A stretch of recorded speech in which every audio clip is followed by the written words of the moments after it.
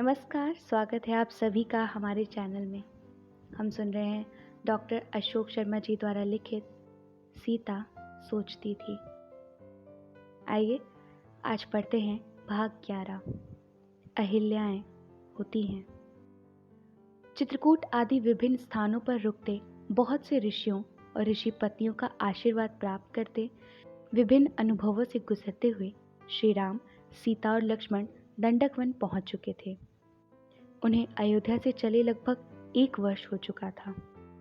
वे सन्यासियों के वेश में तो थे ही, उन्हीं के जैसा जीवन जीते जीते मन से भी सन्यासी हो चुके थे। सीता को हर दिन कुछ नया नया सा लगता था। कभी कभी कोई ऋषि या मुनि भी आ जाते थे, जिनसे राम की कुछ आध्यात्मिक चर्चाएं भी होती थी और सीता उन्हें बड़े मनोयोग से सुनती थी। उस दिन लक्ष्मण जंगल में कुछ फल इत्यादि लेने गए हुए थे और सीता राम के साथ एक घने वृक्ष की छाया में बैठी थी। कुछ ठंडी और धीरे धीरे बहती हवा, कुछ पक्षी, कुछ फूलों वाले वृक्ष और आसमान पर हल्के बादल थे, इसलिए धूप नहीं थी। सीता ने राम की ओर देखा। सांवला सुगठित शरीर, बाल बढ़कर जटाओं जैसे हो गए थे। उनका राम ने सिर पर जूड़ा सा बना रखा था।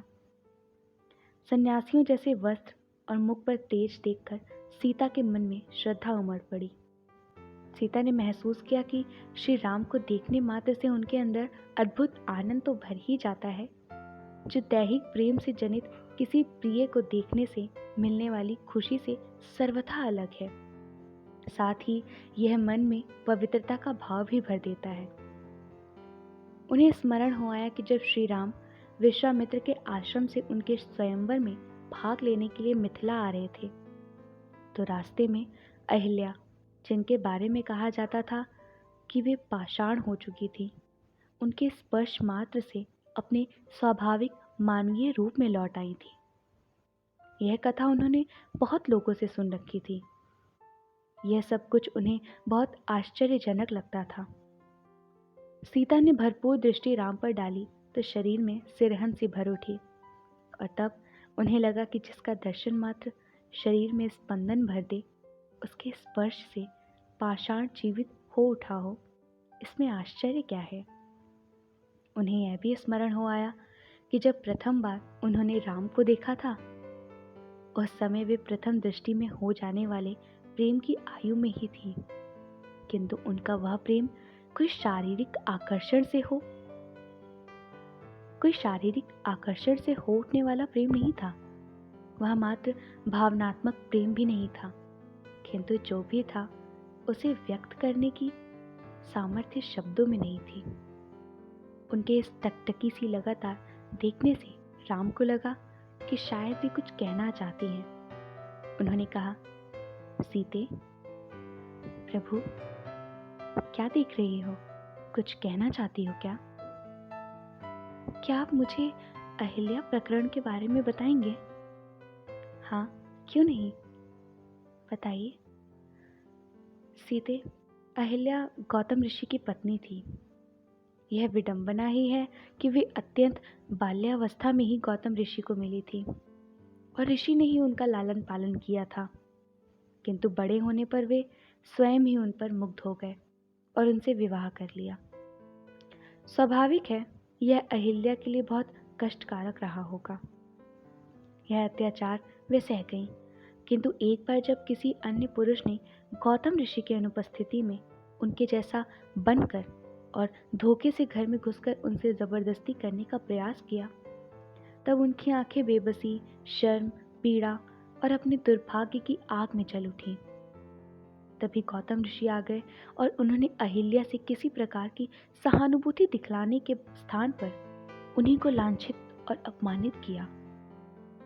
प्रभु, क्या ऐसा नहीं है कि जब पति पत्नी की आयु में बहुत अधिक अंतर होता है तो पुरुष बहुधा अपनी पत्नी पर विश्वास नहीं रख पाते, शंकालु हो जाते हैं? तुम ठीक कह रही हो सीते, बिल्कुल यही हुआ। गौतम ऋषि के व्यवहार से पहले से ही पीड़ित अहिल्या उनके द्वारा किए गए इस अपमान से हतबुद्धि होकर रह गई। वे घोर अवसाद की स्थिति में चली गईं। और उनके नेत्रों में इतना शून्य भर गया कि उन्होंने किसी भी बात पर प्रतिक्रिया देना बंद कर दिया। एक बार तो उनका नन्हा बच्चा भूख के कारण रोता रहा और वे उसी अवसाद की स्थिति में शून्य में देखती रही। बच्चे ने रो रो कर अपने प्राण त्याग दिए, किंतु वे प्रतिक्रिया विहीन ही रही। लोग कहने लगे कि अहिल्या पत्थर हो गई है। फिर आपने उन्हें कैसे ठीक किया? कुछ नहीं, केवल उन्हें माँ कहकर पुकारा, थोड़े स्नेह के बोल बोले, उन्हें परिस्थितियों से हारने की नहीं लड़ने की सलाह दी। फिर किसी से अपनी बात कह लेने से मन तो हल्का हो ही जाता है, पीड़ाएं भी कुछ कम लगने लगती हैं ना। हाँ, तो वही उनके साथ भी हुआ। मेरे सहानुभूति और आदर के कुछ शब्दों ने उनके मन की गांठें खोल दी।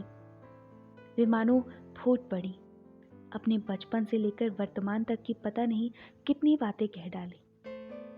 बहुत पीड़ा थी उनके मन में, अपनी व्यथा कहते कई बार भी रो पड़ी थी। उनका रोना और उनके आंसू मुझसे देखे नहीं जा रहे थे, किंतु मैं चुपचाप उन्हें सुनता रहा। ओह, वे रो पड़ी, इसका अर्थ है कि बहुत पीड़ाजनक अनुभवों को जिया होगा उन्होंने। हाँ, और वह सब कुछ कह लेने के बाद जब वे कुछ शांत हुई तब मुझसे मेरे संबंध में पूछने लगी। सीता ने राम के मुख की ओर देखा, वे उन्हें बहुत महान लगे। फिर क्या बताया आपने? उन्होंने पूछा। जो था वही, ठीक से तो सब कुछ याद नहीं, पर हाँ, हम बहुत देर तक बातें करते रहे। मैंने उन्हें कभी कभी अपने सुख दुख किसी से बांटते रहने और विपरीत परिस्थितियों में भी मन को दृढ़ रखने का परामर्श भी दिया। और इस सब के अंत में उन्होंने स्नेह से मेरे सिर पर हाथ फेरा, मुझे आशीर्वाद दिया और सामान्य स्थिति में लौट आई। फिर बस इतना ही। और लोग कहने लगे कि अहिल्या जो पत्थर हो गई थी, वे राम के स्पर्श से पुनः स्त्री हो गई है। बात समाप्त करने के बाद राम ने देखा सीता के नेत्र आंसुओं से भरे हुए थे। उन्होंने सीता के हाथ अपने हाथ में लेकर कहा, किंतु आप क्यों रो रही हैं? कुछ नहीं, ऐसे ही, सीता ने अश्रु पोंछते हुए कहा।